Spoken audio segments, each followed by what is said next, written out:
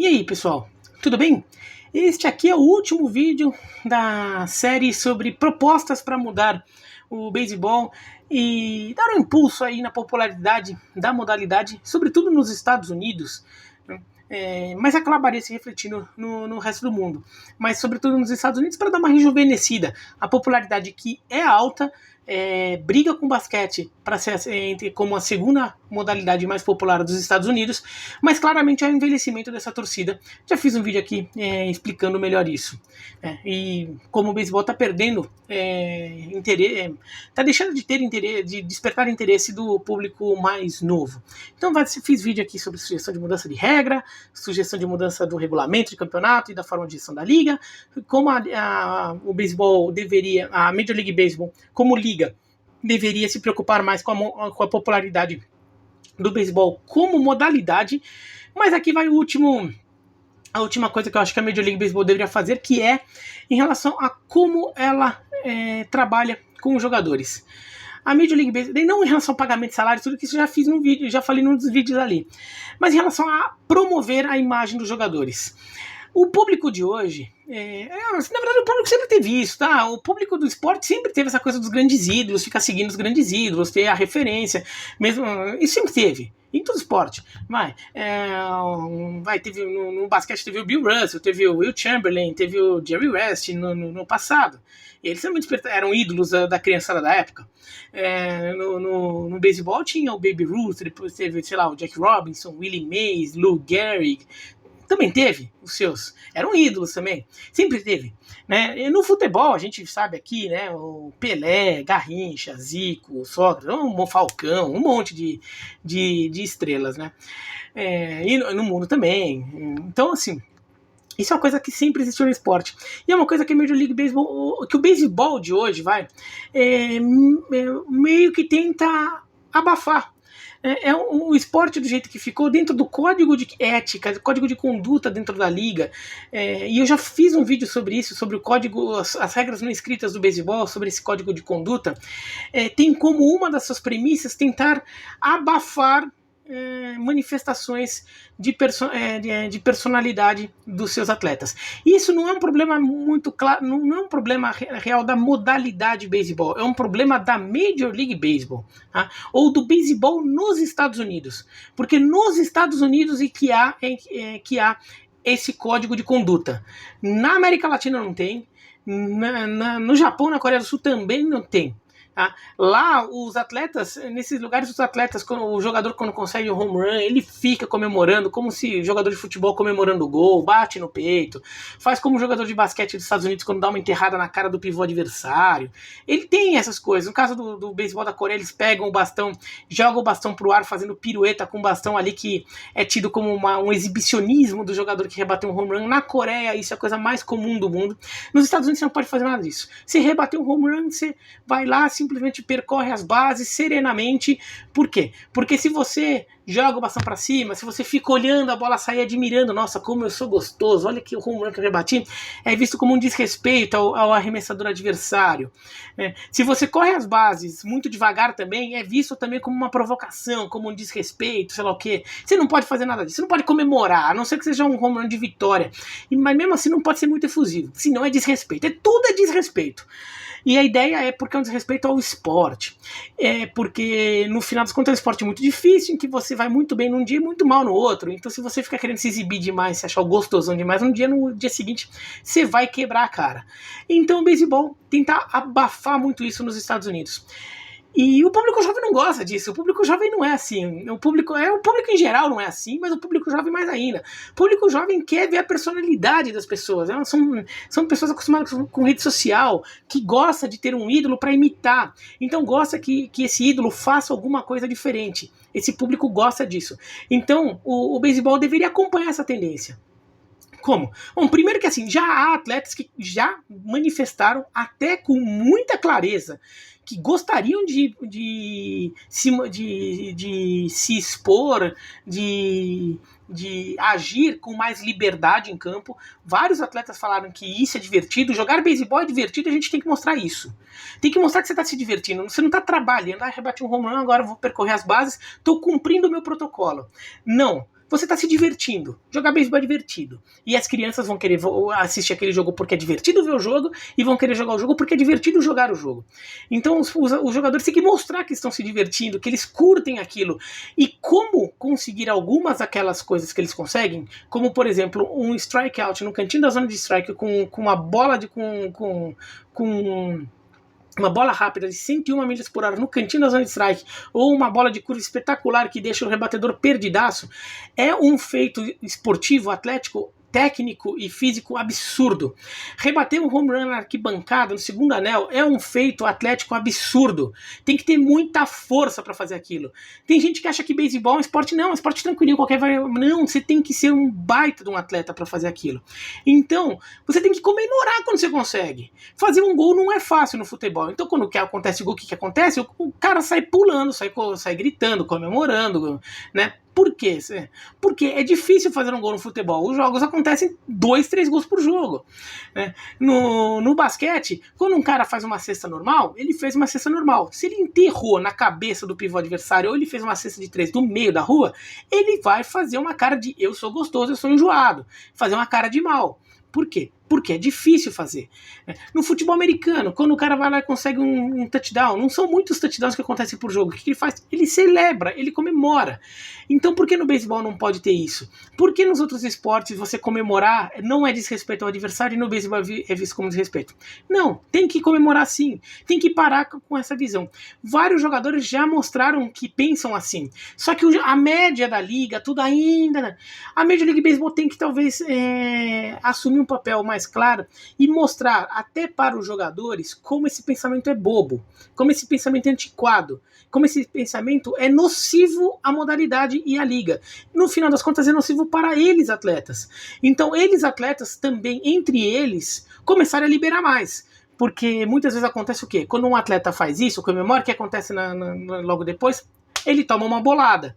Por quê? Porque ele é agredido como retaliação por ter se achado demais. Então a liga tem que tomar uma atitude mais agressiva para mudar isso. O jogador vai bater o home run, deixa ele comemorar home run. Se ele quer comemorar home run fazendo uma corridinha ou uma dancinha específica, deixa ele fazer. Por quê? Porque a criançada vai ver e vai achar legal. No jogo seguinte, a criançada, sempre que aquele cara for rebater, a criançada vai ficar esperando o home run dele. Por quê? Porque ela quer ver que o cara vai fazer a dancinha de novo. E depois, quando a criançada for ela rebater o home run jogando videogame ou jogando beisebol na escola, quando ele rebater o home run, vai fazer a dancinha do ídolo. Entendeu? Deixa ele fazer a dancinha, deixa. Claro, você não vai poder chegar ao home run e ficar olhando pra cara do arremessador e ficar xingando o cara assim, né? Apontando o dedo pro cara. Daí sim é provocação. Mas se ele só estiver comemorando, celebrando a façanha dele, não tem nada de desrespeito. Da mesma forma que um arremessador, quando conseguir um strikeout num jogador muito importante, um strikeout que termine uma entrada, que seja a terceira eliminação numa entrada difícil que tá com um corredor em base, ele tem que celebrar mesmo. O que ele fez é difícil pra caramba, você conseguir eliminar um cara ali, de repente tem um cara com um aproveitamento de 32%, com, sei lá, 30 home runs na temporada, e você chega lá e consegue strikeout que o cara ficou congelado. É um baita feito. Bate no peito sim, comemora como se fosse um gol. Não precisa ficar gritando pro cara, porque daí é provocação. Não precisa olhar pro banco de reserva do time adversário, porque aí é provocação. Mas comemora você, entendeu? Isso é um direito do jogador de qualquer modalidade comemorar quando ele consegue uma façanha, entendeu? O beisebol precisa permitir mais isso, né? Essas manifestações de personalidade. Por quê? Isso ajudaria não só a ganhar o público, a mostrar como o beisebol é um esporte muito mais divertido e envolvente do que parece, mas ajudaria até os jogadores, porque muitos jogadores se tornariam mais famosos nacionalmente nos Estados Unidos do que eles são hoje. Já falei aqui, o beisebol é um esporte muito popular, mas o torcedor de beisebol ele é muito envolvido com o seu time. É mais ou menos como o torcedor de futebol no Brasil. Ele torce muito pro seu time. Muitas vezes ele não vê os jogos dos outros times, só vê um pouquinho, ele só sabe o que está acontecendo. Que nem aqui no Brasil, né? Com o futebol. Não é como, por exemplo, o público da NFL, que costuma ver o máximo de jogo possível. Claro, vê mais o do seu time, mas vê os grandes jogos que estão acontecendo, ele também vê. Ou o público da NBA, que vê muito os seus jogos, mas fica meio que seguindo as grandes estrelas. Então um cara que, por exemplo, torce pro Detroit Pistons, né?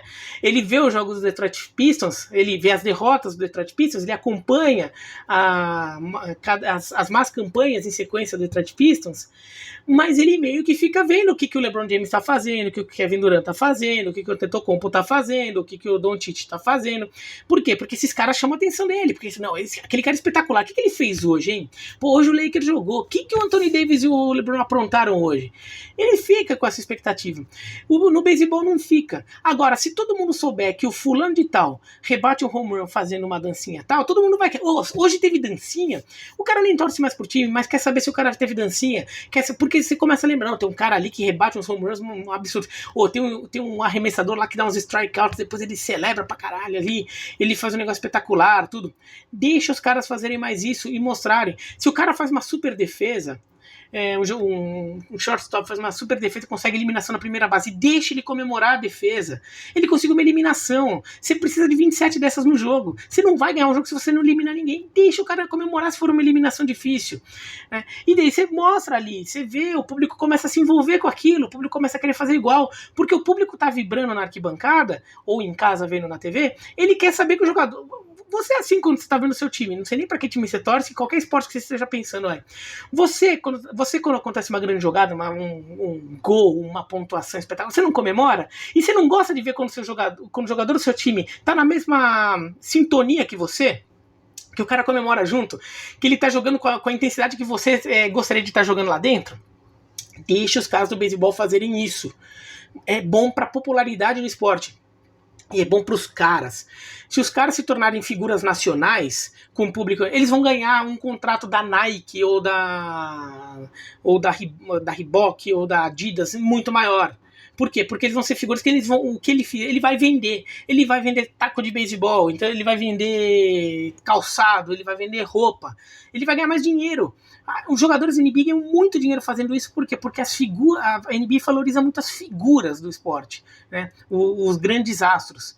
O beisebol não. Então o beisebol tem que promover isso, porque você começa a espalhar o esporte além do jogo. Por quê? Porque o esporte começa a entrar o quê? O esporte começa a entrar quando o jogador ali virou garoto propaganda ali do negócio, quando o jogador faz manifestação. Se manifesta a sua opinião sobre alguma coisa, toma uma posição, ele também aparece, independentemente qual a posição que ele acabe tomando, ele aparece. Quando o jogador faz gracinha, então ele fica conhecido como um jogador que faz mais graça, ele faz mais participação na TV. O beisebol cresce, o beisebol ganha mais capilaridade ali no dia a dia, como já teve muito. O Baby Ruth foi a primeira superestrela do esporte nos Estados Unidos, né? O primeiro jogador ali a mobilizar multidões ali para ver o cara, né? Porque na época a NFL era muito pequena, na época a NBA nem existia e o Baby Ruth já estava lá, né? Era o grande atleta dos Estados Unidos na década de 20, o atleta mais famoso, né, no público geral. Ele e lutadores de boxe, né, que também era um esporte muito popular da época. Então, ainda é, mas na época era bastante, bem mais. Então, o beisebol tem que promover isso. E como vai fazer isso? Primeiro, conversando com os jogadores, mostrando isso e fazendo com que essa resistência baixe. Além disso, a própria Major League Baseball pode utilizar as suas plataformas ali para ficar promovendo. Então, por exemplo, divulgar mais se, por exemplo, quando um jogador começar a se soltar mais e fazer mais comemoração, promover essa comemoração nas redes sociais como algo bom. Olha a comemoração do fulano. O que você faria se você conseguisse um home run? Daí cria, por exemplo, uma corrente de TikTok de gente fazendo o que faria se tivesse rebatido um home run que nem aquele home run que foi rebatido. Que dancinha você faria? Ou como é que você comemoraria? Faz coisa assim para movimentar, para chamar a atenção para isso. E daí, por exemplo, de repente no final da temporada faz um concurso ali, faz uma postagem de quais uma enquete de quais os bat flips. Bet flip é quando você pega o bastão e joga pro bastão para fazer pirueta, assim, né? Largar o bastão ali. Qual foi o mais debochado ou qual mais espetacular, entendeu? Promover isso como algo legal do jogo, entendeu? Pegar isso e começar a vender como algo legal do jogo, chamar a atenção para isso. Pode ser a comemoração da semana, sei lá o que, fazer mais isso e inclusive pegar os jogadores né, aproveitar os jogadores e fazer eles mostrarem isso, fazer matérias com eles mostrando isso ali, conversa com ele rapidinho, como é que foi aquela comemoração, por que você fez isso, sei lá o que, repete aí pra gente. Parece besteira, mas no mundo de hoje você tem que fazer essas coisas. E o beisebol, ele não só precisa ser mais divertido, mas ele precisa principalmente se mostrar mais divertido. Né? E tem muita coisa divertida que acontece no beisebol que o beisebol não mostra, não vende isso. Tem que vender mais. Quer saber como faz? Olha a NBA. A NBA é perfeita fazendo isso, ela é muito boa fazendo isso. Outra coisa que o Major League Baseball poderia fazer também para ajudar esse tipo de coisa. Tem alguns blogueiros, youtubers de beisebol, tem alguns, tem o John Boy, tem o Mark Luino, tem vários aí.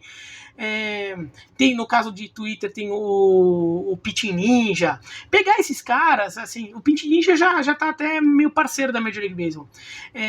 Aproveitar esses caras também, porque esses caras são jovens, conhecem uma linguagem jovem e eles falam de beisebol de uma forma divertida, né? Então aproveitar mais esses caras também e ajudar não só esses, mas outros, pessoas que daí não é nenhum trabalho seu, você só ajuda a incentivar o trabalho dos outros. Pode incentivar como? Por exemplo, de repente, permitindo que eles usem imagens dos jogos com um certo limite, sem muita restrição. De repente, até trazendo ele para participar de algum quadro já dentro de alguma mídia da liga para ajudar para promover o cara, se você perceber que o cara é legal, ali o cara faz um trabalho legal, de repente assim até oferecer uma entrevista dele, um acesso para ele fazer alguma coisa diferente ali num estádio, uma coisa que para um youtuber, para um blogueiro ali independente pode ser um pouco mais difícil. Pode fazer esse tipo de coisa, convidar para uma coletiva, qualquer coisa assim. Então a Major League Baseball precisa entender melhor essas linguagens novas. E a Major League Baseball tem um departamento de mídia muito bom, talvez o melhor de todas as ligas americanas, em relação a processar informação, em relação a como criar mídias. Tanto que a NHL contratou o sistema de departamento de mídia da MLB para atuar. Mas ainda falta nessa área de promover os jogadores e de mostrar um lado mais divertido do beisebol. Tá? Mas é isso, então se gostou do vídeo da joia, não gostou não, se inscreve no canal, clica no sininho para receber notificação, escreve aqui embaixo o que vocês acham, e este foi o último vídeo da série. Amanhã, terça-feira, tem a tradicional live de terça-feira, que vai ser uma live temática da Major League Baseball, que vai fechar essa semana de beisebol aqui no canal, em que eu vou dar uns palpites para... Vocês adoram ver palpite? Vou quebrar minha cara dando os palpites e depois respondendo perguntas de beisebol, tá bom? Tchau, tchau.